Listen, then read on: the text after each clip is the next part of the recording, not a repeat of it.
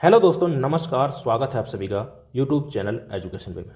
उम्मीद है दोस्तों आप सभी लोग बढ़िया होंगे। तो चलिए दोस्तों शुरुआत करते हैं आज की इस वीडियो की। तो दोस्तों आज का जो प्रैक्टिस सेट है इसमें हम यूपी पुलिस कांस्टेबल के लिए सामान्य ज्ञान से संबंधित कुछ महत्वपूर्ण वैकल्पिक प्रश्नों को लेकर आए हैं जो आपके एग्जाम के लिए बेहद इंपॉर्टेंट है। तो दोस्तों आज के इस वीडियो को आपको बिल्कुल ध्यान से देखना है क्योंकि जो प्रश्न हैं वो आपके कुछ ऐसे प्रश्न जो प्रीवियस ईयर के प्रश्नों पर पेपर पर आधारित हैं और साथ ही साथ कुछ ऐसे प्रश्न हैं जो आपके आगामी एग्जाम में पूछे जा सकते हैं। तो आज का जो प्रैक्टिस सेट है उसको ध्यान से देखिएगा और साथ में कॉपी पेन लेकर जरूर बैठ जाइएगा क्योंकि कुछ यहाँ पर ऐसे पॉइंट्स भी मैं आपको बताऊंगा जो आपके एग्जाम के लिए महत्वपूर्ण रहेंगे, तो आप उनको नोट करते चलिएगा। दोस्तों इसके अलावा इस वीडियो में हमने लास्ट में 10 प्रश्न उत्तर प्रदेश स्पेशल से रखे हैं क्योंकि देखिए उत्तर प्रदेश का एग्जाम है तो उत्तर प्रदेश सामान्य ज्ञान से संबंधित भी आपके एग्जाम में प्रश्न पूछे जाएंगे। तो याद रखिएगा ये सभी प्रश्न बहुत ही महत्वपूर्ण है, ध्यान से देखिएगा और फुल कंसंट्रेशन के साथ में बैठिएगा। आपको ये प्रैक्टिस सेट देखकर आपके एग्जाम में कुछ ना कुछ मदद जरूर करेगा। तो चलिए फिर बढ़ते हैं सबसे पहले प्रश्न की ओर। चलिए तो सबसे पहला प्रश्न है आपके सामने। प्रश्न कह रहा है कि जैन धर्म के अंतिम तीर्थंकर महावीर की मृत्यु कहाँ हुई थी। ऑप्शन पहला है राजगृह में, कुंडग्राम में, सारनाथ में या फिर पावापुरी में। तो देखिए कह रहा है कि जैन धर्म के अंतिम तीर्थंकर महावीर स्वामी जी हुए हैं, उनकी मृत्यु कहां पर हुई थी। तो सबसे पहले इसका आंसर जान लेते हैं, फिर महावीर स्वामी से संबंधित जितने भी प्रश्न हैं, जैन धर्म से संबंधित जितने भी इंपॉर्टेंट पॉइंट हैं वो सभी को हम देखेंगे, इसके बाद में ही हम आगे बढ़ेंगे। तो जो आंसर होगा इसका ऑप्शन डी के साथ में यहां पर हमारा सही आंसर हो जाएगा। महावीर स्वामी की मृत्यु 72 वर्ष की अवस्था में, ठीक है, 72 वर्ष की उम्र में इनकी मृत्यु हुई थी। कहां पर हुई थी? तो पावापुरी में हुई थी, ये आपको याद रखना है। तो ऑप्शन डी यहां पर हमारा राइट आंसर हो जाएगा।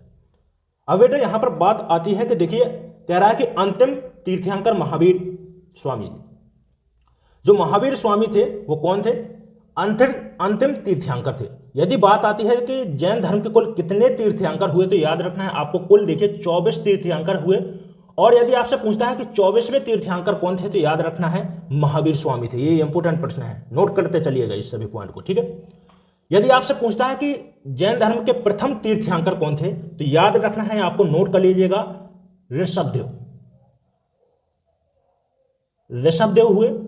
यदि आपसे पूछता है कि देखिए प्रथम तीर्थंकर कौन हुए, तो नोट कर लीजिएगा ऋषभदेव हुए। आपसे पूछता है कि जैन धर्म की स्थापना किसने की थी, तो यह भी आपको याद रखना है, प्रथम तीर्थंकर ऋषभदेव के द्वारा की गई थी। आपसे पूछता है कि जैन धर्म के 23वें तीर्थंकर कौन थे, तो 23वें तीर्थंकर थे पार्श्वनाथ। पार्श्वनाथ हुए हैं, ठीक है, यह भी आप नोट कर लीजिएगा, इंपॉर्टेंट है। अब बेटा हमने बात कर ली कि 24वें तीर्थंकर हुए महावीर स्वामी, तो महावीर स्वामी एग्जाम के लिए बहुत ही इंपॉर्टेंट है, ठीक है। महावीर स्वामी जैन धर्म के प्रवर्तक थे, इनको आपको याद रखना है, संस्थापक नहीं थे। संस्थापक पूछता है तो लगाना है आपको जैन धर्म के प्रथम तीर्थंकर ऋषभदेव हुए हैं, इन्हीं के द्वारा जैन धर्म की स्थापना की गई है, तो इसको आप नोट कर लीजिएगा। अब बात आती है, थोड़ा सा हम यहां पर कुछ 4-5 पॉइंट यहां पर देखेंगे महावीर स्वामी से संबंधित, ठीक है। चलिए जैन धर्म की देखिए यहां पर बात करते हैं, तो जैन धर्म और महावीर स्वामी, तो जैन धर्म के प्रवर्तक हुए महावीर स्वामी हुए। महावीर स्वामी की बात करते हैं, देखिए महावीर स्वामी के मूल नाम की बात करते हैं कि इनका बचपन का नाम क्या था, तो आपको याद रखना है वर्धमान, नोट कर लीजिएगा, ये पॉइंट पूछे जाएंगे, ठीक है। मूल नाम था महावीर स्वामी का वर्धमान था। यदि पूछा जाता है कि महावीर स्वामी किस वंश के थे, वंश के बारे में पूछा जाता है, तो याद रखना है इक्ष्वाकु वंश के राजा हुए कौन? सिद्धार्थ। और त्रिशला का हुआ क्या? विवाह, जिससे उनकी एक संतान हुई जिसका नाम था वर्धमान, ठीक है। याद रखना है वर्धमान के पिताश्री का नाम था सिद्धार्थ और किस वंश के थे? इक्ष्वाकु वंश के क्षत्रिय थे, ठीक है। माता का नाम त्रिशला था। तो यदि आपसे पूछता है कि महावीर स्वामी के वंश, महावीर स्वामी किस वंश से हैं, तो याद रखना है आपको यहां पर लिख देना है क्षत्रिय वंश से हैं। यह पूछा गया प्रश्न है, ठीक है, क्षत्रिय वंश से हैं। ये प्रश्न पूछा गया है, इसलिए मैं नोट करवाता चला जा रहा हूं आपको, एक भी पॉइंट नहीं छोड़ूंगा। बेटा किसको जल्दी है कि आगे बढ़ जाए, जो भी पॉइंट है यहां से प्रश्न बन सकता है। पता चला कि मैंने ये टॉपिक आपको यहां पर कुछ यहां पर पॉइंट बता दिए, ठीक है, और यही प्रश्न मान लीजिए यहां से कोई ऐसा प्रश्न आ गया जो आपसे नहीं बन रहा है एग्जाम में, फिर क्या करेंगे आप? तो जो पॉइंट है यहां पर इस टॉपिक से संबंधित यदि बात की है मैंने, तो एक भी देखिए यहां पर ऐसा पॉइंट ना छूटे जो आपके एग्जाम में जहां से प्रश्न बनता है। तो जो पॉइंट है आप नोट करते चलिएगा और ध्यान लगाकर थोड़ा सा सुनते चलिएगा, ठीक है। यदि आप अच्छे तरीके से सुन भी रहे हैं तो याद रखिएगा कि यदि आप एग्जाम में बैठते हो यहां से कोई भी प्रश्न बनता है तो आप जरूर, आपके दिमाग में आ जाएगा कि सर ने कोई प्रश्न यहां पर हमको पढ़ाया था, ठीक है। तो बेटा देखिए एक लाइक जरूर कर दीजिएगा और वीडियो को शेयर कर दीजिएगा अपने दोस्तों में। चलिए, तो इसके बाद देखिए महावीर स्वामी की बात की है हमने। यदि पूछते हैं कि देखिए प्रथम उपदेश महावीर स्वामी के द्वारा प्रथम उपदेश कहां पर दिया गया था, तो याद रखना है राजगृह, ठीक है, अपना पहला विकल्प था राजगृह। प्रथम उपदेश कहां पर दिया गया था, तो राजगृह में दिया गया था। पूछता है कि ज्ञान की प्राप्ति कहां पर हुई थी, महावीर स्वामी को ज्ञान की प्राप्ति यदि पूछता है कि कहां पर हुई थी, तो देखिए 12 वर्ष की कठिन तपस्या के बाद, ठीक है, 12 वर्ष तक इनके द्वारा महावीर स्वामी के वर्धमान के द्वारा कठिन तपस्या की गई थी। इसके पश्चात इनको ज्ञान की प्राप्ति हुई थी। पूछता है कि कहां पर हुई थी, तो जुम्बिक ग्राम, ठीक है, जुम्बिक ग्राम लिख लीजिएगा, जुम्बिक ग्राम, ठीक है, जुम्बिक ग्राम में ऋजुपालका नदी के किनारे बैठकर तपस्या कर रहे थे, वहीं पर इनको ज्ञान की प्राप्ति हुई थी। और जो उपदेश है वो कहां पर दिया था, राजगृह में दिया था, ठीक है। अब देखिए एक दो पॉइंट और बचे हैं, उनको भी आपको सुनना है। पूछता है कि महावीर के प्रथम अनुयायी कौन हुए, महावीर स्वामी के प्रथम अनुयायी कौन हुए, तो याद रखना है इनकी पुत्री थी बेटा, इनकी पुत्री का नाम था अनोजा प्रियदर्शनी, ठीक है, अनोजा प्रियदर्शनी का विवाह हुआ था जामिल के साथ में। तो जो प्रथम अनुयायी थे वो कौन थे, जामिल थे, ठीक है। महावीर स्वामी के दामाद हुए कौन, जामिल। तो यदि आपसे पूछता है कि महावीर स्वामी के प्रथम अनुयायी कौन हुए, तो याद रखिएगा जामिल हुए हैं, ये नोट कर लीजिएगा। अब बात आती है जैन धर्म से संबंधित, वही चीज है बेटा, महावीर स्वामी से ही प्रश्न है, ठीक है। तो जैन धर्म से यदि आपसे पूछता है कि जैन धर्म के कितने संप्रदाय हैं, तो 2 संप्रदाय हैं, एक तो होता है श्वेतांबर है, श्वेतांबर, और एक है दिगंबर, इनको भी आप नोट कर लीजिएगा। यदि आपसे पूछता है कि जैन धर्म के कितने त्रिरत्न हुए, ठीक है, कितने रत्न हुए मान लीजिए, तो त्रिरत्न है जिनको हम बोलते हैं सम्यक दर्शन, सम्यक ज्ञान और सम्यक आचरण, ये थे पॉइंट। अब यदि यहां से प्रश्न बनता है तो मैं गारंटी लेता हूं कि एक भी यहां से प्रश्न बाहर नहीं होगा, ठीक है। चलिए इसके बाद बढ़ते हैं अगले प्रश्न की ओर। जो आंसर था हमारा वो था Pawapuri, option D right answer हो जाएगा। चलिए इसके बाद बढ़ते हैं अगले प्रश्न की ओर। चलिए अगला प्रश्न है, कह रहा है कि भारत में राष्ट्रीय महिला आयोग की स्थापना किस वर्ष की गई थी। ऑप्शन है 1993, 1989, 1992, 1994। तो देखिए राष्ट्रीय महिला आयोग की स्थापना किस वर्ष की गई थी पूछ रहा है। तो देखिए राष्ट्रीय महिला आयोग की स्थापना 21 जनवरी 1992 में कहां पर की गई थी, दिल्ली में की गई थी। तो ऑप्शन यहां पर सी आपका राइट आंसर हो जाएगा। अब देखिए प्रश्न पूछता है कि राष्ट्रीय महिला आयोग की प्रथम अध्यक्ष कौन रही हैं, तो याद रखना है, इसको नोट कर लीजिएगा, प्रश्न बन चुका है यहां से। तो श्रीमती जानकी पटनायक जी, श्रीमती जानकी पटनायक, ठीक है, राष्ट्रीय महिला आयोग की प्रथम महिला अध्यक्ष थी। महिला अध्यक्ष, राष्ट्रीय महिला आयोग है उसकी जो अध्यक्ष है वो महिला ही थी, ठीक है। तो जो अध्यक्ष रही है वो कौन थी, जानकी पटनायक जी थी। यदि पूछता है कि वर्तमान में राष्ट्रीय महिला आयोग की अध्यक्ष कौन है, तो याद रखना है श्रीमती रेखा शर्मा, ठीक है, श्रीमती रेखा शर्मा, ठीक है। यदि आपसे पूछता है कि राष्ट्रीय महिला आयोग की स्थापना किस पंचवर्षीय योजना के दौरान हुई थी, तो याद रखना है 8वीं पंचवर्षीय योजना, 8वीं पंचवर्षीय योजना के दौरान राष्ट्रीय महिला आयोग की स्थापना की गई थी, ठीक है। चलिए ये थे यहां से पॉइंट, कुछ इंपोर्टेंट पॉइंट। चलिए इसके बाद अगला प्रश्न है, कह रहा है कि किस स्थिति में मुद्रा के मूल्य में वृद्धि होती है, ठीक है, तथा वस्तुओं एवं सेवाओं की कीमतों में गिरावट होती है। ऑप्शन है आपके सामने मुद्रास्फीति कहलाती है, मंदी, मुद्रास्फीति या फिर सुस्ती। तो यहां पर दो टर्म्स आपको समझना है। यहां पर एक तो होता है मुद्रास्फीति और मुद्रास्फीति। तो देखिए जब भी क्या होती है अर्थव्यवस्था में मुद्रा आपूर्ति में क्या होती है, वृद्धि होती है। समझिएगा, मुद्रा, जब भी अर्थव्यवस्था में मुद्रा आपूर्ति में क्या होती है, वृद्धि होती है, तो मांग बढ़ जाती है। ठीक है, अब जैसे ही मांग बढ़ती है तो वस्तुओं की कीमत में क्या होती है, वृद्धि हो जाती है। वस्तुओं की कीमत में वृद्धि होती है, और जब वस्तुओं की कीमत में वृद्धि होगी तो मुद्रा के मूल्य में होती है कमी। मुद्रा के मूल्य में कमी होती है, इसी को बोला जाता है मुद्रास्फीति। समझ में आया या नहीं आया? समझिएगा, जब भी क्या होता है, जब भी अर्थव्यवस्था में मुद्रा आपूर्ति में वृद्धि होगी तो मांग बढ़ेगी। जब मांग बढ़ेगी तो वस्तुओं की कीमत भी बढ़ेगी। जब मांग बढ़ेगी वस्तुओं की तो वस्तुओं की कीमत भी बढ़ेगी। जब वस्तुओं की कीमत बढ़ती है तो मुद्रा में क्या होती है, कमी होती है। इसको बोलते हैं मुद्रास्फीति।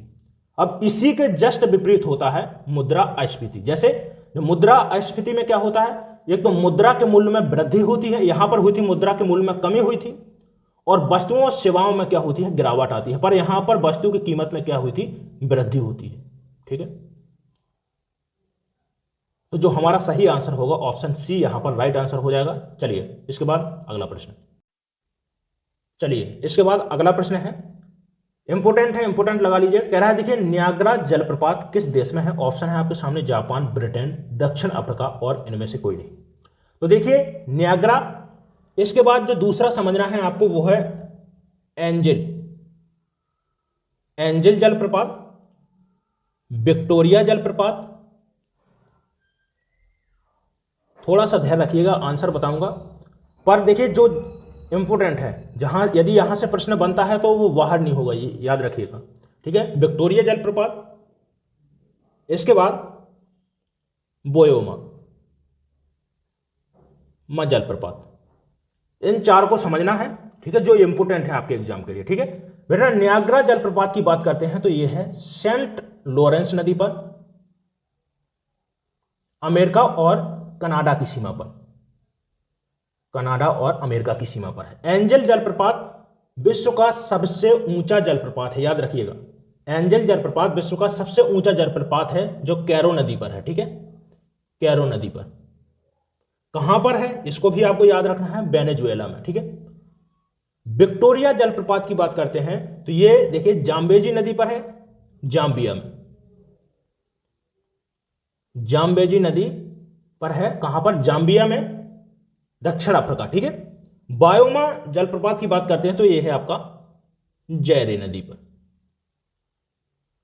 तो देखिए नियाग्रा जलप्रपात की बात की गई थी जो सेंट लॉरेंस नदी पर है, कहां पर, कनाडा और अफ्रीका की सीमा में। तो ऑप्शन में ना तो कनाडा है और ना ही अफ्रीका है, सॉरी अमेरिका है। तो ऑप्शन डी यहां पर हमारा राइट आंसर हो जाएगा, इनमें से कोई नहीं। अब देखिए भारत की बात करते हैं कि भारत में सबसे ऊंचा जलप्रपात कौन सा है, वो है कुंचिकल, जो बराही नदी पर है। ठीक है, कर्नाटक में है, इसको आप नोट कर लीजिएगा, भारत का सबसे ऊंचा। ठीक है, और एक है आपका शरावती नदी पर है, जिसको हम जोग जलप्रपात के नाम से जानते हैं या फिर गरसोप्पा जलप्रपात के नाम से जानते हैं, वो है आपका शरावती नदी पर, कर्नाटक में है। ठीक है, ये दोनों भारत के सबसे ऊंचे जलप्रपात हैं। चलिए अगला प्रश्न है, देखिए कह रहा है कि कैस्पियन सागर का झील अवस्थित है। अब बताना है आपको कहां पर है, किस महाद्वीप में है। ऑप्शन है आपके सामने, कह रहा है पूर्णतः यूरोप महाद्वीप में है, पूर्णतः एशिया महाद्वीप में है, या फिर कुछ अफ्रीका में है और कुछ एशिया में है, कुछ यूरोप और कुछ एशिया में है। तो देखिए जो कैस्पियन सागर है ये विश्व की सबसे बड़ी, ठीक है, विश्व की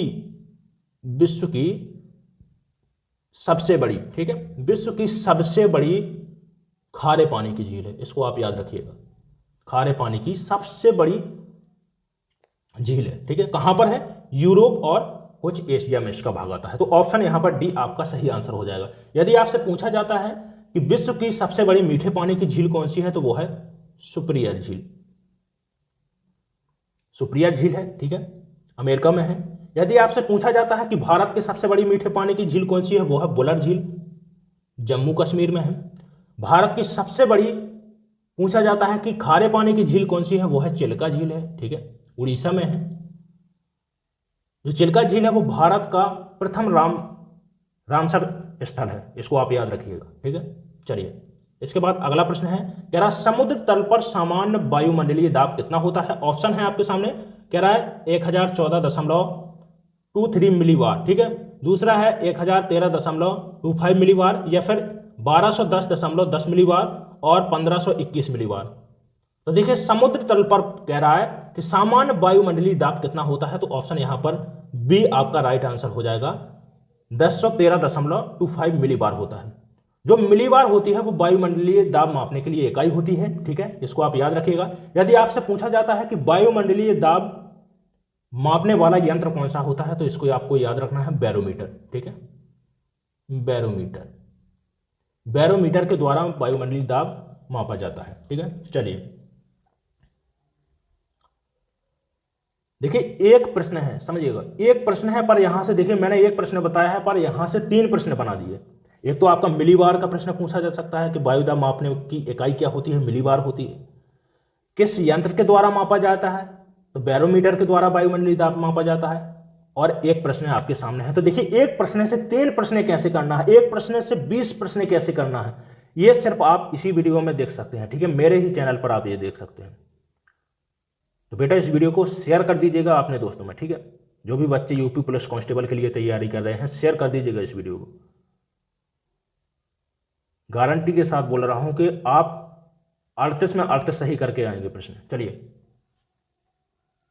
अगला प्रश्न है, कह रहा है कि ब्रिटिश सरकार किस अधिनियम के द्वारा भारत का शासन अपने हाथों में लिया था। ऑप्शन है भारत शासन अधिनियम, भारत शासन अधिनियम 1919, भारत शासन अधिनियम 1935 और भारत शासन अधिनियम 1891। तो ऑप्शन यहां पर सी सही आंसर हो जाएगा, भारत शासन अधिनियम 1935। चलिए अगला प्रश्न है, कह रहा राष्ट्रीय उपभोक्ता दिवस मनाया जाता है। ऑप्शन है आपके सामने 23 दिसंबर को मनाया जाता है, 24 दिसंबर को, 25 दिसंबर को और 26 नवंबर को।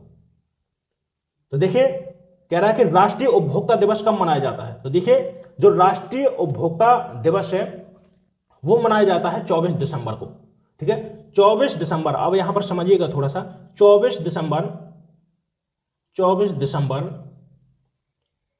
1986 को, ठीक है, 24 दिसंबर 1986 को राष्ट्रपति के द्वारा राष्ट्रीय उपभोक्ता अधिनियम को क्या है मंजूरी मिली थी, ठीक है।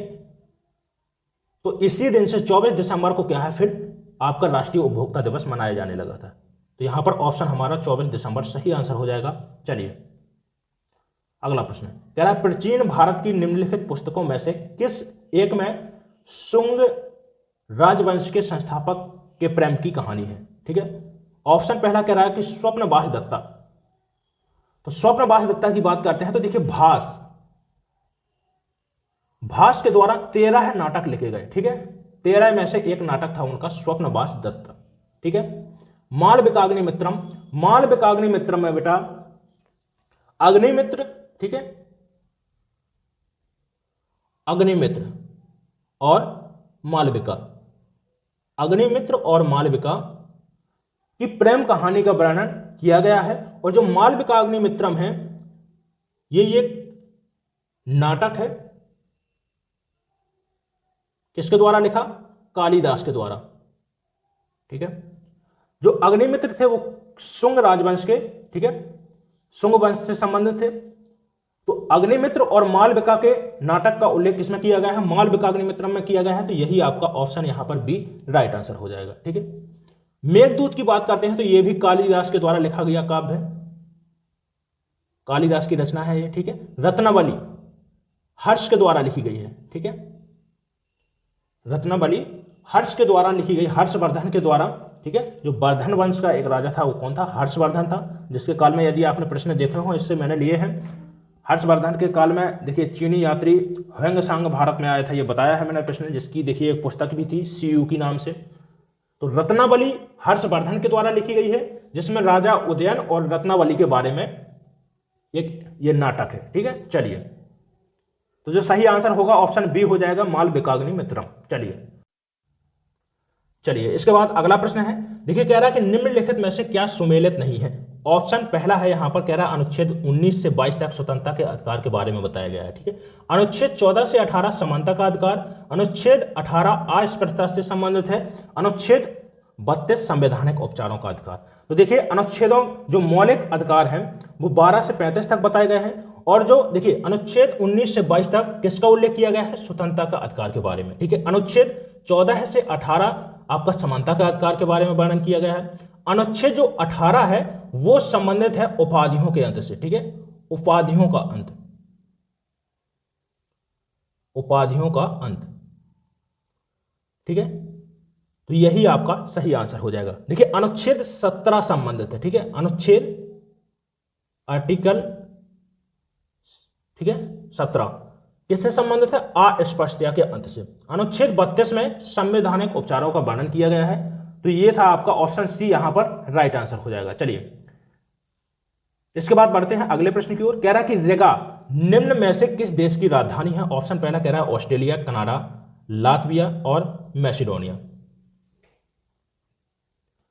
तो देखिए कह रहा है रिगा निम्न में से किस देश की राजधानी है। तो देखिए ऑस्ट्रेलिया की बात करते हैं तो ऑस्ट्रेलिया की राजधानी है कैनबरा। कनाडा की राजधानी है ओटावा। लातविया की राजधानी है रिगा। मैसेडोनिया की बात करते हैं तो स्कोपजे, स्कोपजे। ठीक है, तो ऑप्शन सी यहां पर हमारा राइट आंसर हो जाएगा। जो लातविया की राजधानी है वो क्या है, रिगा। अब बेटा यहां से देखिए मुद्रा के बारे में भी प्रश्न पूछते हैं तो देखिए ऑस्ट्रेलिया की राजधानी तो क्या है, कैनबरा है। यदि ऑस्ट्रेलिया की बात करते हैं कि इसकी मुद्रा क्या है तो ऑस्ट्रेलिया में चलता है बेटा डॉलर। ठीक है, ओटावा कनाडा की बात करते हैं देखिए तो कनाडा भी में भी डॉलर चलता है। इसके अलावा देखिए लातविया, लातविया में चलता है बेटा रूबल। ठीक है, रूबल, रूबल। ठीक है, स्कोपजे मैसिडोनिया में चलता है दिनार, दिनार। ठीक है, ये थी यहां की जो देश है उससे संबंधित मुद्रा, कौन कौन सी मुद्रा उस देश से संबंधित है। चलिए अगला प्रश्न देखते हैं। कह रहा है कि तुगलकनामा की रचना किसने की थी। ऑप्शन ए है अबुल फजल के द्वारा, जियाउद्दीन बर्नी या फिर अब्बास खान शेरवानी, और डी कह रहा है आमिर खुसरो के द्वारा। तो देखिए तुगलकनामा की रचना पूछ रहा है कि किसके द्वारा की गई थी। ऑप्शन ए के बारे में चलते हैं, यहां पर देखते हैं। तो देखिए अबुल फजल के द्वारा यहां पर 2 रचनाएं प्रसिद्ध हैं। देखिए बहुत ज्यादा इंपॉर्टेंट प्रश्न है, ये रचनाएं आपके एग्जाम में पूछी जाती हैं, ये नोट जरूर कर लीजिएगा इनको। और दोस्तों एक बात यहां पर मैं आपको और बोल दूं, जो भी बच्चे चैनल पर नए हैं, पहली बार इस वीडियो को देख रहे हैं और उन्होंने अभी तक चैनल को सब्सक्राइब नहीं किया है तो चैनल को सब्सक्राइब कर लें और वीडियो को अपने दोस्तों तक शेयर कर दीजिएगा। चलिए तो अबुल फजल की बात करते हैं। तो देखिए अबुल फजल के द्वारा एक तो है रचना अकबरनामा, अकबरनामा लिखी गई। ठीक है, और आईने अकबरी, आईने अकबरी। ठीक है, जियाउद्दीन बर्नी, तो जियाउद्दीन बर्नी के द्वारा लिखी गई तारीख ए फिरोज शाही, जिसमें फिरोज शाही के बारे में लिखा गया है। ठीक है, फिरोज शाही, फिरोज शाह तुगलक के बारे में। ठीक है, अब्बास खान शेर, ठीक है, अब्बास खान के बारे में देखते हैं। तो अब्बास खान ने लिखा है तारीख ए शेर शाही, तारीख ए शेर शाही। इस सब को नोट कर लीजिएगा बेटा, यही तो निचोड़ है। ठीक है, जो प्रश्न है देखिए एक तो आपके सामने है पूरा बुक है, समय कम है आपके लिए पढ़ने के लिए, वो आपके सामने बुक पड़ा है। यदि आपने कोर्स ज्वाइन किया है किसी टीचर का तो देखिए वो पूरा विस्तार से आपको बताएगा, पर ये नहीं बताएगा कि क्या आएगा क्या नहीं, क्योंकि उसे अपने ये भी देखना है कि यदि उसने पढ़ाया है आपको, उसके विषय से प्रश्न नहीं आए तो फिर उसका भी मान घटता है। तो देखिए यहाँ पर जो बताया जा रहा है आपको एग्जाम के लिए जो उचित है वही दिया जा रहा है। ठीक है, तो देखिए जीके यदि आप कंप्लीट करना है आपको तो बस चैनल को सब्सक्राइब कर लीजिएगा आप। चलिए आमिर खुसरो की देखिए बात करते हैं। तो लिखा गया है तुगलकनामा, तुगलकनामा। ठीक है, तो देखिए ऑप्शन यहां पर डी आपका राइट आंसर हो जाएगा। इसके बाद देखिए पूछता है कि अकबरनामा तो मैंने बता दिया आपको। इंडिका, तो इंडिका लिखा गया है किसके द्वारा? मेगास्थनीज। ये सभी जो देखिए जितनी भी रचनाएं हैं इनसे एक प्रश्न जरूर बनेगा यहाँ से, ठीक है। जो हिस्ट्री की जो रचनाएं हैं यहाँ से बनेगा एक प्रश्न पूछा जाता है, याद रखिएगा यहाँ से। तो जो इम्पोर्टेंट है और जहाँ से प्रश्न ज़्यादातर बनते हैं वो आपको मैं बता देता हूँ यहाँ पर, ठीक है। नोट जरूर कर लीजिएगा। बाबर के द्वारा अपनी आत्मकथा लिखी गई जिसको हम बोलते हैं बाबरनामा, ठीक है। ये भी आप नोट कर लीजिएगा। हुमायूं की, देखिए हुमायूंनामा यदि आपसे पूछता है किसके द्वारा लिखा गया है तो गुलबदन बेगम लिखी गई है, सॉरी गुलबदन बेगम के द्वारा लिखी गई है हुमायूंनामा, ठीक है। तो ये नोट कर लीजिएगा, ठीक है। सीयू की मैंने बताया था ह्वेंगसांग के द्वारा लिखी गई थी, वो भी पूछा जाता है, ठीक है। अल बरूनी के द्वारा लिखी गई थी किताब है वो है किताब उल हिंद, याद रखिएगा, इसको पूछा जाता है, बहुत ज्यादा इंपॉर्टेंट है ये किताब उल हिंद। चलिए, तो जो हमारा सही आंसर है आमिर खुसरो, और आमिर खुसरो को देखिए खड़ी बोली का जन्मदाता भी बोला जाता है, इसको भी आप नोट कर लीजिएगा। पूछा जाता है कि खड़ी बोली का जन्मदाता किसको बोला जाता है? आमिर खुसरो को। चलिए अगला प्रश्न है, देखिए कह रहा है कि सूर्य के सबसे निकट ग्रह कौन सा है? मंगल, पृथ्वी, बुध, शुक्र। आसान जरूर लग रहा होगा प्रश्न, लेकिन आसान के साथ साथ देखिए मुझे आपको कुछ इंपॉर्टेंट भी ऐसे फैक्ट बताने हैं जो आपके एग्जाम के लिए जरूरी है। तो मेरे लिए सब आसान नहीं है और सब यहाँ पर कोई कठिन भी नहीं है, ठीक है। चलिए, मैं आसान और कठिन नहीं देख रहा, मैं ये देख रहा हूँ कि आपके एग्जाम के लिए सही क्या है। चलिए, तो देखिए सूर्य के निकट का ग्रह तो बेटा वो तो सबको ही जानता है, बुध है। देखिए मंगल से जो प्रश्न बन सकते हैं, जीवन की उत्पत्ति सबसे पहले यदि देखी जाती है तो वो मंगल पर, ठीक है। पूछा जाता है कि देखिए जीवन की उत्पत्ति की संभावना कहां पर है, तो वो है मंगल पर है। इसके अलावा देखिए लाल ग्रह बोला जाता है। लाल ग्रह क्यों बोला जाता है? क्योंकि देखिए लौह ऑक्साइड, ठीक है, लौह ऑक्साइड की प्रधानता है, क्योंकि इसके ग्रह पर लौह ऑक्साइड। इसके अलावा देखिए जो मंगल है, मंगल ग्रह में पाया जाता है निक्स ओलंपिया पर्वत, ठीक है, ओलंपिया पर्वत, ठीक है।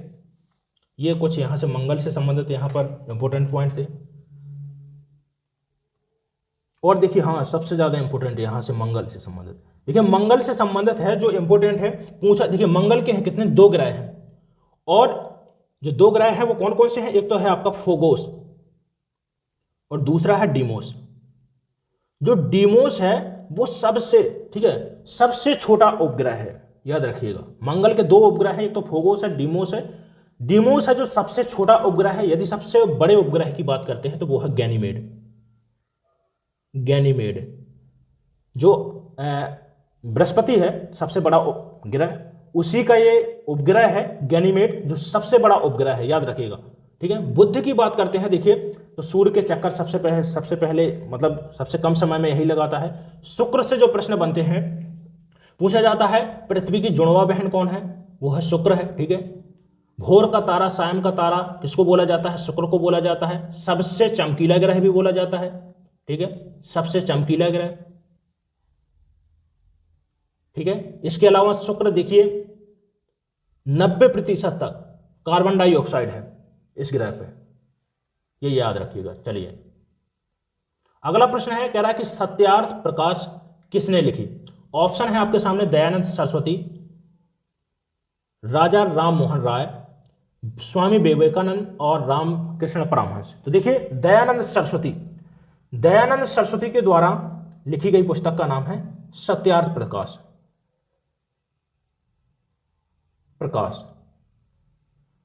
ठीक है। तो ऑप्शन ये तो आपका सही आंसर हो जाएगा। इसके अलावा दयानंद सरस्वती के द्वारा देखिए यदि आपसे पूछता है कि आर्य समाज की स्थापना किसके द्वारा की गई है, तो याद रखना है आर्य समाज की स्थापना दयानंद सरस्वती के द्वारा की गई है। कब की गई है? 1875 में, ठीक है। कहां पर की गई? बंबई में। मुख्यालय पूछा जाता है कहां पर है, कहां पर था, तो मुख्यालय था लाहौर, ठीक है। दयानंद सरस्वती के द्वारा देखिए एक नारा दिया गया था जो था वेदों की ओर लौटो, नोट कर लीजिएगा, ठीक है।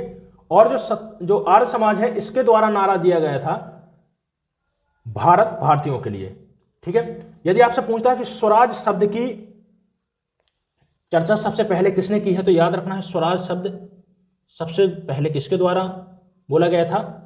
स्वामी दयानंद सरस्वती के द्वारा। स्वामी दयानंद सरस्वती का बचपन का नाम यदि पूछा जाता है तो मूल शंकर था, यह भी आप याद रखिएगा। तो ये थे यहां से कुछ प्रश्न जो इंपोर्टेंट थे। इसके अलावा राजा राम मोहन राय की बात करते हैं, तो राजा राम मोहन राय के द्वारा ब्रह्म समाज की स्थापना की गई। ठीक है, ब्रह्म समाज की स्थापना पूछा जाता है कब की गई, तो 1828 में। ठीक है, इनके द्वारा एक फेमस इनकी पत्रिका थी जिसको हम बोलते थे संवाद कौमुदी, जो बहुत ही ज्यादा इंपॉर्टेंट है। संवाद कौमुदी, संवाद कौमुदी जो थी, ठीक है, ये एक बंगाल में एक पत्रिका आई थी। और जो संवाद कौमुदी है इसमें सती प्रथा का विरोध किया गया था, ये भी आप नोट कर लीजिएगा। ठीक है, पूछा जाता है कि किस पत्रिका में सती प्रथा का विरोध किया गया था, तो याद रखना है संवाद कौमुदी में, राजा राम मोहन राय की। ठीक है, चलिए स्वामी विवेकानंद के द्वारा देखिए, यहां से भी एक दो पॉइंट देख लेते हैं।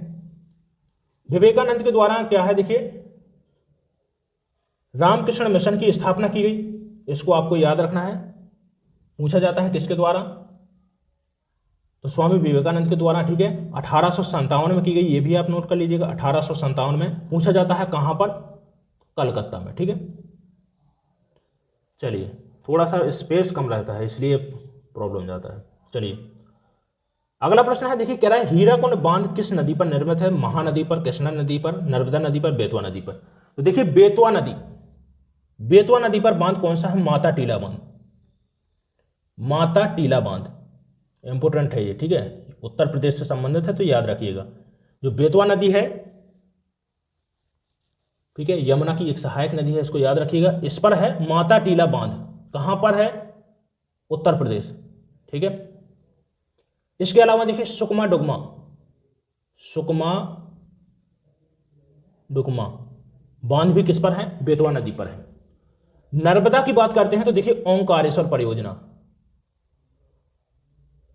ओंकारेश्वर परियोजना कहां पर है?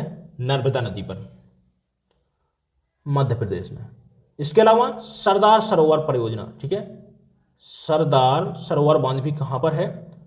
नर्मदा नदी पर है। गुजरात और मध्य प्रदेश की सम्मिलित योजना है ये। कृष्णा नदी की बात करते हैं तो देखिए नागार्जुन सागर बांध, नागार्जुन सागर बांध आंध्र प्रदेश में है। ठीक है, आंध्र प्रदेश में नागार्जुन सागर बांध कृष्णा नदी पर है। ठीक है, महानदी की बात करते हैं तो देखिए महानदी पर है, एक तो है हीराकुंड बांध और जो दूसरा है वो है महानदी डेल्टा परियोजना, महानदी डेल्टा परियोजना। तो जो हमारा सही आंसर होगा ऑप्शन यहां पर ए राइट आंसर हो जाएगा। हीराकुंड बांध महानदी पर है। किस नदी पर है पूछा जाता है? महानदी पर है। किस राज्य में है? उड़ीसा में है। जो महानदी है इसको उड़ीसा का शोक बोला जाता है, ये भी याद रखिएगा। यदि आपसे पूछता है कि सबसे बड़ा बांध कौन सा है भारत का, तो वो है भाखड़ा नांगल बांध, सतलज नदी पर है। ठीक है, जो महानदी है इसको उड़ीसा का शोक बोला जाता है, दामोदर नदी को बोला जाता है बंगाल का शोक बोला जाता है, कोसी नदी को बोला जाता है बिहार का शोक बोला जाता है। चलिए इसके बाद अगला प्रश्न, चलिए अगला प्रश्न है, कह रहा है भारतीय संविधान के अनुसार दल बदल के आधार पर निरर्हता का उल्लेख किस सूची में है, किस अनुसूची में है? पहला ऑप्शन है, ऑप्शन ए कह रहा है 9वीं अनुसूची में, 10वीं अनुसूची में, 8वीं अनुसूची में, 5वीं अनुसूची में। देखिए जो 5वीं अनुसूची है वो है जनजाति से संबंधित, जनजाति से संबंधित। ठीक है, 8वीं अनुसूची है भाषा का उल्लेख है। ठीक है, भाषा से संबंधित पूछा जाता है कितनी भाषाएं हैं? 22 भाषाएं हैं। पहले कितनी भाषाएं थी? 14 भाषाएं थी। ठीक है, 10वीं अनुसूची की बात करते हैं तो दल बदल नियम, दल बदल विरोध नियम, ठीक है, का उल्लेख 10वीं अनुसूची में किया गया है। ठीक है, 9वीं अनुसूची की बात करते हैं तो भूमि सुधार अधिनियम, सुधार अधिनियम। तो देखिए यदि आपसे पूछता है, देखिए कि जो अनुसूची है उसमें प्रथम संशोधन कब हुआ था, तो याद रखना है 1951 में हुआ था। ठीक है, 9वीं अनुसूची में हुआ था 1952 में दल बदल अधिनियम, इसमें विरोध अधिनियम भी लाया गया था, 1952 का संशोधन था। ठीक है, ये आप याद रखिएगा। तो ऑप्शन यहां पर बी आपका राइट आंसर हो जाएगा। जो दल बदल विरोधी अधिनियम है वो 10वीं अनुसूची से संबंधित है। चलिए, कह रहा है महामना के नाम से किसे जाना जाता है। ऑप्शन पहला है, ऑप्शन ए कह रहा है लाला लाजपत राय, लाल बहादुर शास्त्री, मदन मोहन मालवीय और बाल गंगाधर तिलक। तो देखिए, बाल गंगाधर तिलक का उपनाम क्या है, लोकमान्य। ठीक है, मदन मोहन मालवीय को महामना बोला जाता है, महामना। ठीक है, उपनाम से।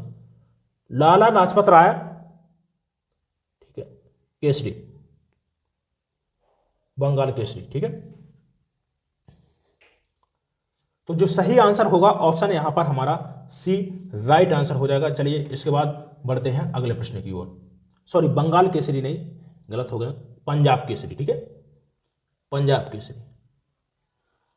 चलिए, अगला प्रश्न है, कह रहा रज्मनामा फारसी में अनुवाद किया गया था। बताना है आपको कि किस ग्रंथ का रज्मनामा के नाम से अनुवाद किया गया था। ऑप्शन है अथर्ववेद, रामायण, महाभारत, योग वशिष्ठ। तो देखिए, रज्मनामा फारसी में अनुवाद किया गया था किसका, महाभारत का किया गया था। किसके द्वारा किया गया था और किसके द्वारा करवाया गया था, तो यह भी आपको याद रखना है। देखिए, बदायूनी के द्वारा किया गया था। ठीक है, किसने किया था, बदायूनी ने। और करवाया किसके द्वारा किया गया था, अकबर के द्वारा। ठीक है, तो ऑप्शन यहां पर सी आपका राइट आंसर हो जाएगा। चलिए, अगला प्रश्न है। चलिए, नेक्स्ट प्रश्न है, कह रहा है पंडित रविशंकर का संबंध निम्नलिखित में से किस वाद्य वादन से रहा है। ऑप्शन ए कह रहा है सितार, बी शहनाई, सी तबला और डी वायलिन। तो देखिए, पंडित रविशंकर का संबंध किससे रहा है, वो एक सितार वादक थे। तो ऑप्शन यहां पर ए राइट आंसर हो जाएगा।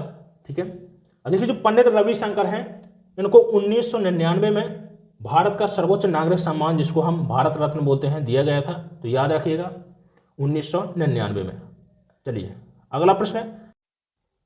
चलिए, अगला प्रश्न है, कह रहा है कि जब अधातुओं को जल में घोला जाता है तब निम्नलिखित में से कौन सा एक कथन सही है। ऑप्शन है, ऑप्शन ए कह रहा है कि वे क्षारीय ऑक्साइड बनाती हैं, वे अम्लीय ऑक्साइड बनाती हैं, वे उदासीन ऑक्साइड बनाती हैं, वे हाइड्रोक्साइड उपलब्ध कराती हैं। तो देखिए, जो अधातुएं होती हैं वो जल के साथ में क्रिया करके क्या बनाती हैं, अम्लीय ऑक्साइड बनाती हैं। और जो धातुएं होती हैं वो जल के साथ में क्रिया करके क्या बनाती हैं, क्षारीय ऑक्साइड बनाती हैं। तो ऑप्शन बी यहां पर आपका सही आंसर हो जाएगा।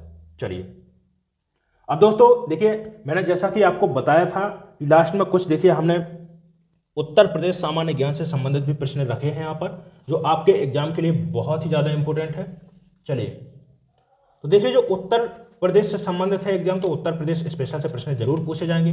तो देखिए, यहाँ पर 10 प्रश्न हमने उत्तर प्रदेश सामान्य ज्ञान से संबंधित यहाँ पर प्रश्नों को लिया है, जो आपके एग्जाम की दृष्टि से बहुत ज़्यादा इंपॉर्टेंट है। चलिए दोस्तों, यदि आपको अभी तक ये वीडियो अच्छा लगा हो तो बिल्कुल एक लाइक जरूर कर दें वीडियो को, और इस वीडियो को अपने दोस्तों में शेयर करें, जो भी बच्चे यूपी पुलिस कांस्टेबल के लिए तैयारी कर रहे हैं। चलिए, तो पहला प्रश्न है, देखिए, उत्तर प्रदेश सामान्य ज्ञान से संबंधित।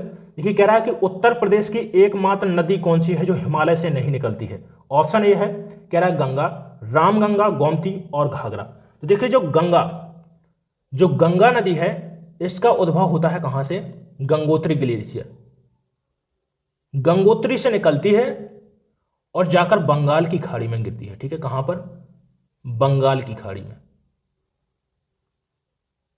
ठीक है, जो रामगंगा जो नदी है इसका उद्भव होता है पौड़ी गढ़वाल से, हिमालय से निकलती है। ठीक है, और जाके कन्नौज उत्तर प्रदेश में। ठीक है, कहां पर, पूछा गया प्रश्न है, याद रखिएगा ये, कि जो रामगंगा नदी है वो कहां पर गंगा से मिलती है। तो ठीक है, कन्नौज में गंगा नदी में मिल जाती है। ठीक है, गोमती की बात करते हैं, तो जो गोमती नदी है ये निकलती है गोमताल झील से।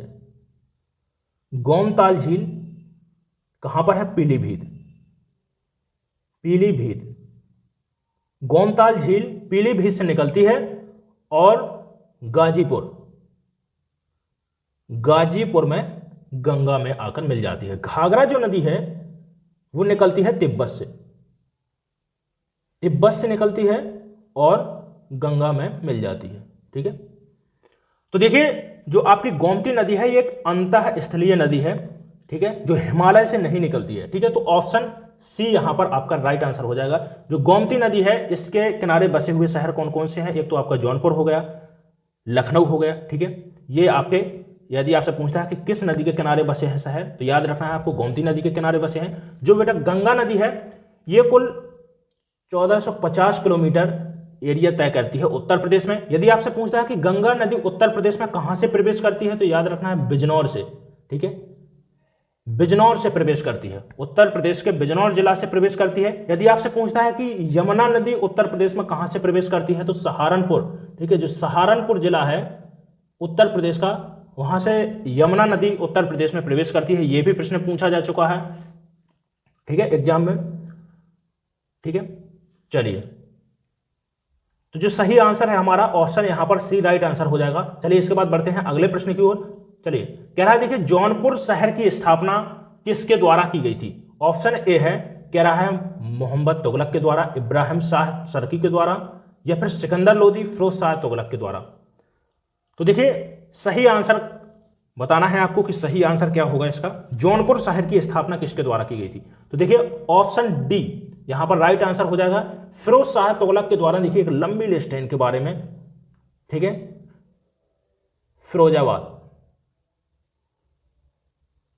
फिरोजाबाद और जौनपुर,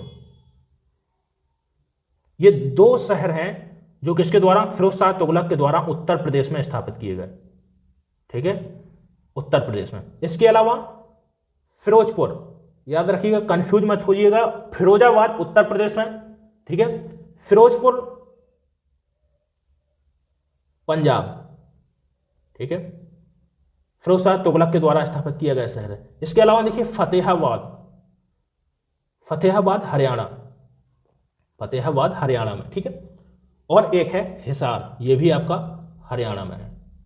तो ये इतने शहर हैं, एक तो फिरोजाबाद हो गया, जौनपुर हो गया जो उत्तर प्रदेश में स्थापित किए, हिसार और फतेहाबाद हरियाणा में स्थापित किए, फिरोजपुर जो शहर है वो कहां पर? पंजाब में, फिरोज शाह तुगलक के द्वारा स्थापित किया गया। सिकंदर लोदी के द्वारा आगरा शहर की स्थापना की गई थी, ये नोट कर लीजिएगा। चलिए, पूछा जाता है कि आगरा शहर की स्थापना किसके द्वारा की गई, तो देखिए सिकंदर लोदी के द्वारा। चलिए अगला प्रश्न है जो इंपोर्टेंट है, इसको इंपोर्टेंट लगा लीजिएगा। चलिए, जनजाति से संबंधित है और जनजाति से संबंधित प्रश्न पूछे जाते हैं। ठीक है, देखिए कह रहा है कि उत्तर प्रदेश में निम्नलिखित में से किस जनजाति की जनसंख्या सर्वाधिक है? चलिए देखिए, सर्वाधिक जनसंख्या पूछ रहा है कि किस जनजाति की है। जो सहरिया जनजाति होती है ये पाई जाती है ललितपुर, जो ललितपुर जिला है आपका उत्तर प्रदेश का। ठीक है, सहरिया जनजाति पाई जाती है। थारू जनजाति पाई जाती है गोरखपुर जिला हो गया और महाराजगंज हो गया। इसके अलावा देखिए तराई जो क्षेत्र है, ठीक है, वहां पर भी आपको थारी जनजाति मिलेगी। अगरिया और माहीगीर, तो जो अगरिया जनजाति है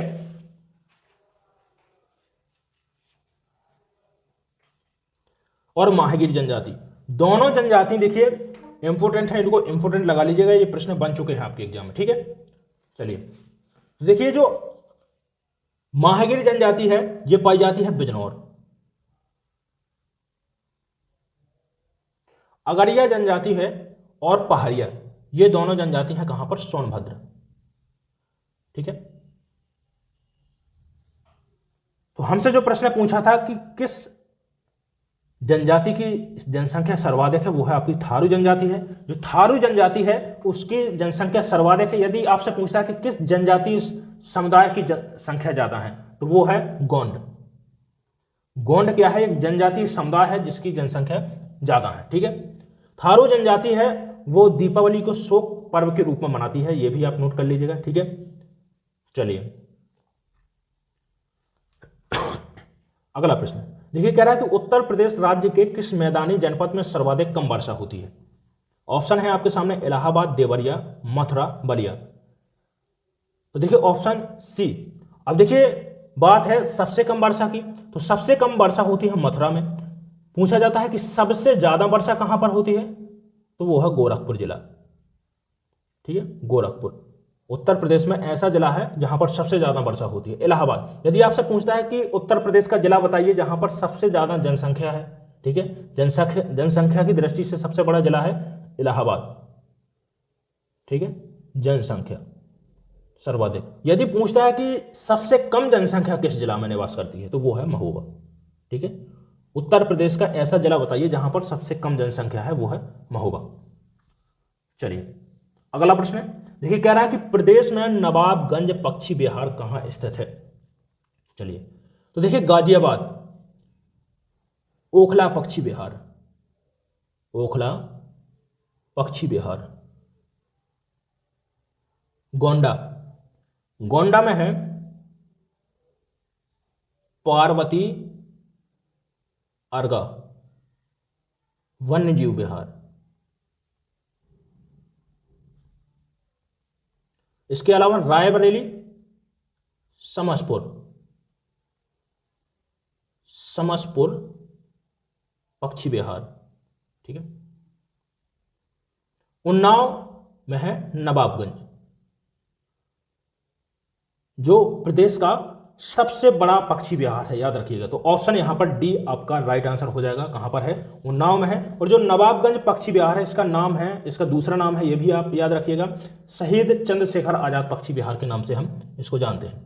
यदि आपसे पूछता है कि उत्तर प्रदेश का राष्ट्रीय उद्यान कौन सा है, तो याद रखना है वो है दुधवा राष्ट्रीय उद्यान। दुधवा राष्ट्रीय उद्यान कहां पर है पूछा जाता है, तो लखीमपुर खीरी जिला में, ठीक है, लखीमपुर खीरी जिला में। चलिए अगला प्रश्न है, कह रहा कि झुकाव मंदिर रत्नेश्वर महादेव मंदिर किस शहर में स्थित है। आगरा में है, कानपुर, वाराणसी, प्रयागराज। तो देखिए जो रत्नेश्वर महादेव मंदिर है कहां पर है पूछ रहा है, तो सबसे पहले बढ़ते हैं प्रयागराज। चलिए तो प्रयागराज में कौन कौन से मंदिर हैं और वाराणसी में कौन कौन से मंदिर हैं, कानपुर में कौन कौन से मंदिर हैं, इनको समझेंगे, ठीक है। आप नोट जरूर कर लीजिएगा, महत्वपूर्ण है, ठीक है। तो देखिए पातालपुरी मंदिर पूछता है कि पातालपुरी मंदिर कहां पर है, प्रयागराज में। इसके अलावा देखिए प्रयागराज में अक्षयवट, अक्षयवट मंदिर और नागवासुकी मंदिर, ये 3 मंदिर हैं जो प्रयागराज में है। देखिए यदि आपसे पूछता है कि अकबर का किला कहां पर है, वो है प्रयागराज में है, ये भी आप याद रखिएगा, ठीक है। चंद्रशेखर आजाद पार्क कहां पर है, तो वो भी आपका प्रयागराज में है। तो देखिए जो प्रयागराज के मंदिर हैं वो कौन कौन से हैं, एक तो है पातालपुरी मंदिर, अक्षयवट मंदिर। देखिए पातालपुरी मंदिर, अक्षयवट मंदिर हो गया और नागवासुकी मंदिर, ये 3 मंदिर संबंधित हैं किससे, प्रयागराज से। वाराणसी की बात करते हैं तो देखिए वाराणसी से संबंधित है, एक तो जो इंपोर्टेंट है वो है भारत माता, भारत माता मंदिर, ठीक है। इसके अलावा रत्नेश्वर महादेव मंदिर, ठीक है, वाराणसी से संबंधित। कानपुर में है जेके मंदिर और विठूर मठ, पूछता है कि कहां पर है, वो है कानपुर में, ये भी आप याद रखिएगा, इंपोर्टेंट है, विठूर मठ। आगरा की बात करते हैं तो देखिए आगरा से संबंधित जो पर्यटक स्थल हैं उनको भी आप सुन लीजिएगा। जैसे देखिए फतेहपुर सीकरी हो गया, जोधाबाई महल हो गया, पंचमहल हो गया, ठीक है, बुलंद दरवाजा हो गया, ठीक है, ताजमहल तो आप जानते हैं। इसके अलावा देखिए लाल किला हो गया आगरा का, ये सभी है कहां पर, आगरा में है। लेकिन जो हमारा सही आंसर है वो क्या है, ऑप्शन सी है यहां पर, रत्नेश्वर महादेव मंदिर, ऑप्शन सी यहां पर राइट आंसर हो जाएगा। चलिए अगला प्रश्न है, देखिए कह रहा है कि कानपुर में भारत की पहली ऊनी मिल लाल इमली की स्थापना किसने की थी। Alexander MacRobert, David Gilmour, Joshua Reynold और माइकल एंड फिशर के द्वारा। तो देखिए जो लाल इमली जो पहली ऊनी मिल थी किसके द्वारा, अलेक्जेंडर मैकरॉबर्ट के द्वारा इसकी स्थापना की गई थी। तो ऑप्शन ए यहां पर राइट आंसर हो जाएगा। इंपॉर्टेंट है, पूछा जाता है कि भारत की पहली मिल कहां पर है, ऊनी मिल कहां पर है, तो याद रखिएगा लाल इमली कानपुर में है जो, ठीक है। चलिए नेक्स्ट प्रश्न है, कह रहा उत्तर प्रदेश में रामसर स्थलों की संख्या क्या है, की संख्या कितनी है, कुल संख्या कितनी है, इंपोर्टेंट लगा लीजिएगा, इंपोर्टेंट प्रश्न है। चलिए तो देखिए रामसर स्थल कह रहा है 5 है, 8 है, 10 है या फिर 15 है। तो देखिए यदि भारत की बात करते हैं कि भारत में सबसे ज्यादा रामसर स्थल किस प्रदेश में है? तो याद रखना है आपको, तमिलनाडु। सबसे ज्यादा रामसर स्थल है, कितने हैं? 14। ठीक है। उत्तर प्रदेश में है 10, जो दूसरा है, ठीक है, नंबर आता है। तो ऑप्शन यहां पर सी राइट आंसर हो जाएगा। अब देखिए रामसर स्थल की बात करते हैं, तो यदि आपसे पूछता है कि रामसर स्थल की स्थापना, मतलब रामसर स्थल की स्थापना कब हुई थी, तो याद रखना है 2 फरवरी 1971। ठीक है, 2 फरवरी को मनाया जाता है रामसर दिवस। ठीक है। अब देखिए यदि आपसे पूछता है कि भारत का सबसे बड़ा रामसर स्थल कौन सा है, वो है सुंदरवन आर्द्रभूमि। ठीक है, पश्चिम बंगाल में है सुंदरवन आर्द्रभूमि। यदि आपसे पूछता है कि देखिए सबसे छोटा कौन सा है, तो रेणुका, रेणुका आर्द्रभूमि। ठीक है, हिमाचल प्रदेश में है। सबसे पूछता है कि सबसे पुराना कौन सा है, तो वो है चिल्का झील। सबसे पहला रामसर स्थल भी है आपका चिल्का झील। ठीक है, तो ये थे कुछ प्रश्न। चलिए इसके बाद अगला प्रश्न है, चलिए देखिए उत्तर प्रदेश की ओर यहां पर एक तो प्रश्न कर लीजिएगा। यदि आपसे पूछता है कि उत्तर प्रदेश में का जो मतलब रामसर स्थल है वो कौन सा है, तो हैदरपुर। देखिए 10वां रामसर स्थल पूछा गया है कि उत्तर प्रदेश का जो 10वां रामसर स्थल है वो कौन सा है, तो हैदरपुर, हैदरपुर आर्द्रभूमि है। यदि आपसे पूछता है कि पहला उत्तर प्रदेश का रामसर स्थल कौन सा है, तो मैंने आपको बताया था नवाबगंज, जो उन्नाव में है, पहला रामसर स्थल है। ठीक है, चलिए कह रहा है देखिए चौधरी चरण सिंह एयरपोर्ट को किस कंपनी को 50 साल के लिए लीज पर दिया गया है? अदानी समूह द्वारा, टाटा समूह, रिलायंस समूह, या फिर GMR समूह द्वारा। तो देखिए ऑप्शन ए यहाँ पर राइट आंसर हो जाएगा। जो चौधरी चरण सिंह एयरपोर्ट है कहाँ पर है, तो देखिए याद रखना है आपको, लखनऊ में है। ठीक है, कहाँ पर है? लखनऊ में। चलिए तो चलिए दोस्तों आज के इतने ही प्रश्न हैं। कैसा लगा है आज का ये वीडियो कमेंट करके जरूर बताइएगा, और यदि आपने अभी तक हमारे चैनल को सब्सक्राइब नहीं किया है तो चैनल को सब्सक्राइब जरूर कर लें। ठीक है, चलिए इसके बाद मिलते हैं अगले वीडियो में। धन्यवाद।